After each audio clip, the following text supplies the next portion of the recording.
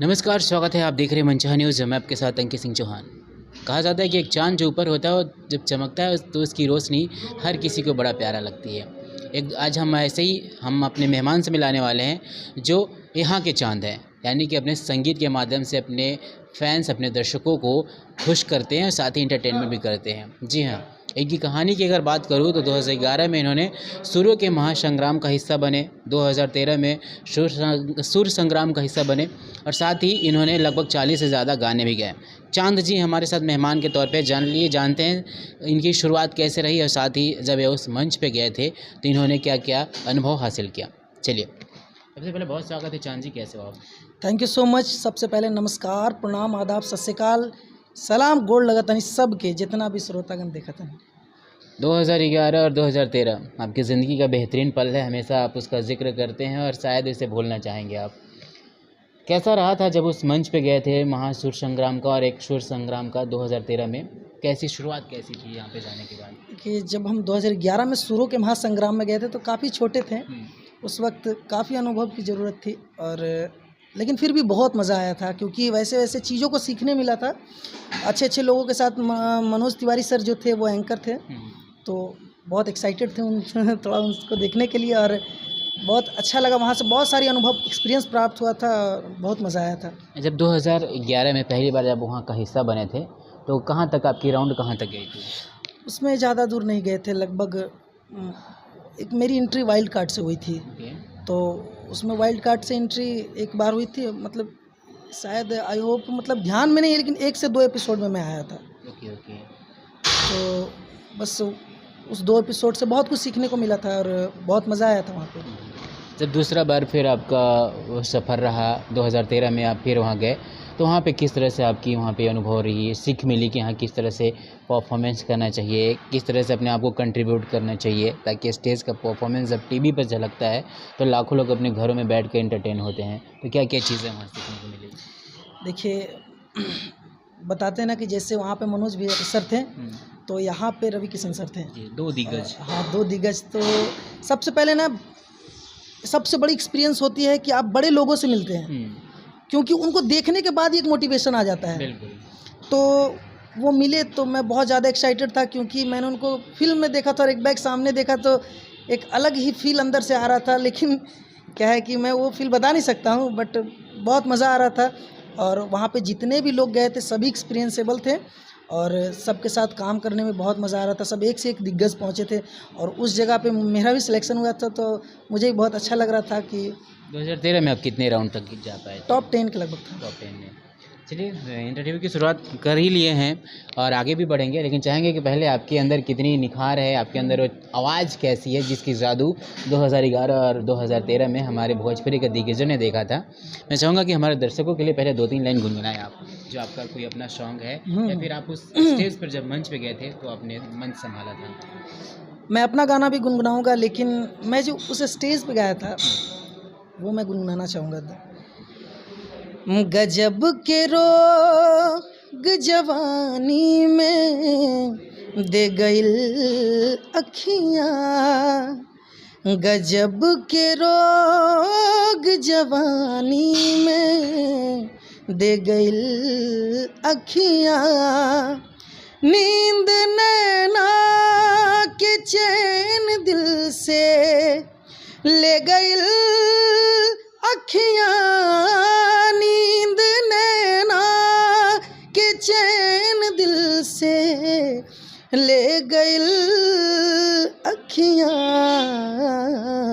गजब के रोग जवानी में दे गइल अखियाँ। बहुत ही प्यारा सॉन्ग। अब मैं चाहूँगा कि आपका जो अपना कोई सॉन्ग है जिसे आपने गाया है और आपकी ज़िंदगी से वो ऐसा मोमेंट था जिसको आपने गाया, दर्द निकाला, मैं चाहूँगा कोई एक सॉन्ग हमारे दर्शकों के लिए गुनगुनाएं। क्या दर्द वाला या फिर जो मैंने जो भी आपको अच्छा लगता हो। जैसे मेरा एक गाना 2018 में भी अच्छा व्यू गया था और अच्छा लोग प्यार आशीर्वाद दिए थे। भगवान जो स्वरूप श्रोतागण हैं, जो दर्शक है, वो बहुत अच्छा रिस्पांस दिए थे। वो गाना था जुदाई का कांटा, जो कि टीएफ से आया था। और उसके बाद जो मेरा नाम जो भी आप लोगों के बीच सुनाई दिया है, जो कि आप लोग इंटरव्यू करने आए हैं, तो उसका रीज़न है भगवान बचाए तीनों से और प्रैंक है। मैं चाहूँगा कि तीनों गाने 2-2 लाइन गुनगुनाएं आप। जरूर जरूर।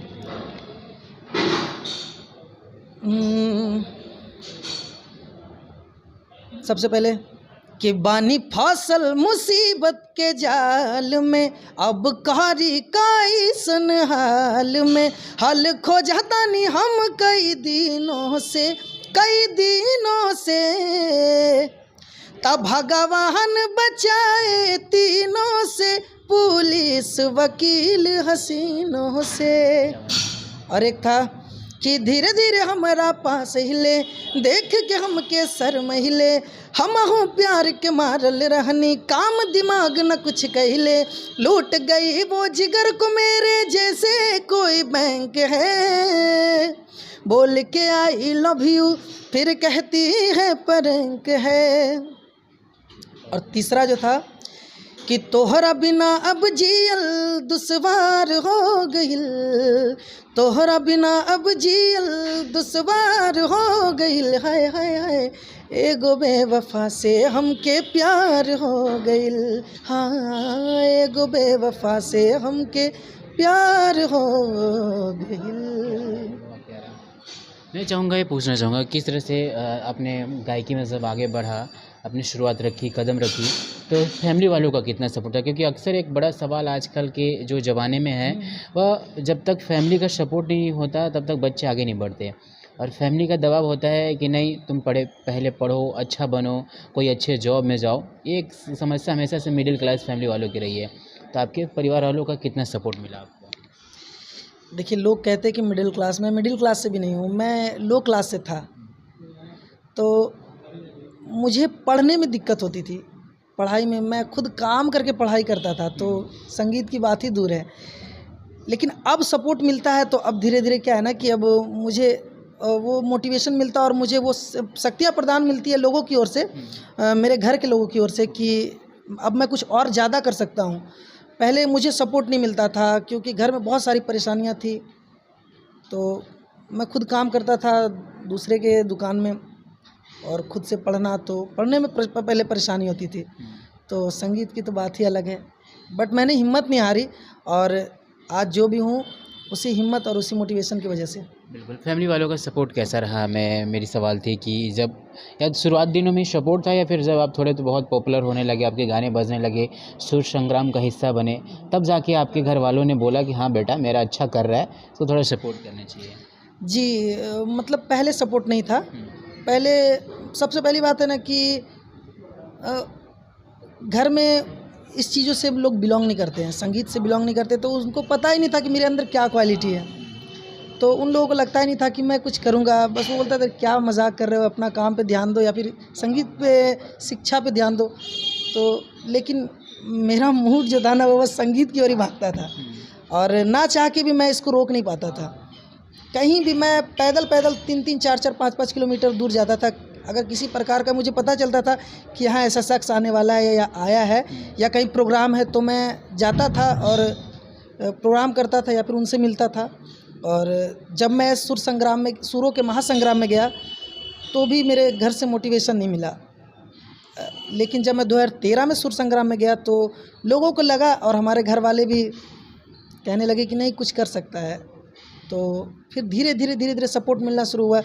लेकिन अब इधर 1-2 साल से ना थोड़ा भरपूर सपोर्ट है, इस कारण से आज जो भी हूँ आपके सामने हूँ। 11 साल हो गए, 2011 के बाद 2022 अभी आ रही है। कितना कुछ परिवर्तन हुआ आपकी ज़िंदगी में? कितने लोग चाहने लगे हैं, कितना लोग अपना मानने लगे हैं, और कितने लोग आपको ट्रोल करने लगे हैं? क्योंकि भोजपुरी में अक्सर ही जब तक आपके पास वो दमखम नहीं होता तब तक आप सक्सेस की उस ऊंचाइयों तक नहीं पहुंचते जहां पहुंचना चाहते हैं। तो 2011 से लेकर 2022 तक कितनी चीज़ें बदली हैं आपकी लाइफ में? बहुत बदलाव। देखिए, बदलाव ही इंसान को आगे ले जाता है, और मैंने अपने लाइफ में बहुत कुछ बदला है। क्योंकि सबसे पहले ट्रोल वाली बात थी, वास्तविकता है ये भोजपुरी में, ये इसको भी ट्रेंड ही मान सकते हैं। बिल्कुल। क्योंकि ये जो ट्रोल वाली सिस्टम है ना, ये ट्रेंड है, और लोगों का एक तरीका हो गया है बढ़ने का कि ट्रोल करो आगे बढ़ जाओ। मैं तो यही कहूँगा कि संगीत से आगे बढ़िए आप लोग, और या फिर आपके अंदर जो भी टैलेंट है उस टैलेंट के एबल से बढ़िए आप लोग। क्योंकि इस ट्रोल की वजह से बहुत सारे ऐसे अच्छे कलाकार हैं जो आगे नहीं बढ़ पा रहे हैं। क्योंकि जैसे मुझे ट्रोल करना नहीं आता, और मुझे कोई ट्रोल भी करता है तो आई डोंट केयर, क्योंकि मुझे अपने लक्ष्य पे ध्यान है। बिल्कुल। और मैं जो भी करता हूँ अपने संगीत के एबल से करता हूँ, संगीत के माध्यम से करता हूँ, और मैं आगे भी संगीत के हिसाब से ही करूँगा, क्योंकि दर्शक ये पब्लिक है, सब जानती है, और पब्लिक को पता है। आज देखिए फुहड़ता ज़्यादा दिन नहीं चलती है, और जो साफ़ सफाई है, और हम जितने भी गाने अभी तक पेश किए हैं लोगों के सामने, सारा कुछ आप लोगों के सामने है, और उम्मीद है कि इससे भी बेहतर करने की कोशिश करेंगे, और हमारे जो भगवान स्वरूप दर्शक हैं उनको और एंटरटेनमेंट कराएंगे अच्छी चीज़ों से। रोल मॉडल कौन रहा है आपकी ज़िंदगी में, जिसे देखकर आपने सीखा, सोचा कि हाँ चलो मुझे गायकी करनी चाहिए, वहाँ पहुँचना चाहिए जहाँ से लोग बहुत प्यार दें आपको?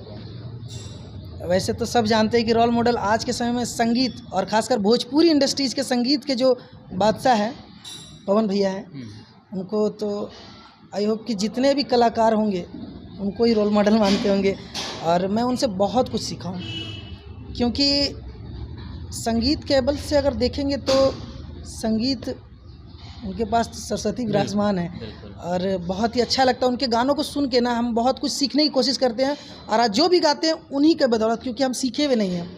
उनके संगीत को बहुत ही कंसंट्रेशन सुनते हैं, क्योंकि उनके हर एक मुर्की खटके में वो जान होती है ना, वो माइंड ब्लोइंग। लव यू भैया। सावन की तैयारियां चल रही है, आपके कितने प्रोजेक्ट आ रहे हैं, क्या क्या लेके आ रहे हैं नया? हाँ, सावन का एक प्रोजेक्ट ही है, ज़्यादा नहीं, क्योंकि बहुत ज़्यादा प्रोजेक्ट आ चुका है। जब से भगवान बचाए तीनों से गाना आया है, तो आप लोगों का इतना प्यारा आशीर्वाद मिला है दर्शकों का, कि बहुत ज़्यादा प्रोजेक्ट मिलने लगा है अभी, खासकर लोकगीत। और हमारी जो जोड़ी है मनी मिराज भैया की और मेरी, वो काफ़ी पसंद आया है लोगों को। और साथ में जो डायरेक्टिंग किए हैं भैया हमारे आज़ाद भैया, माइंड ब्लोइंग, क्या डायरेक्टिंग करते, लव यू भैया।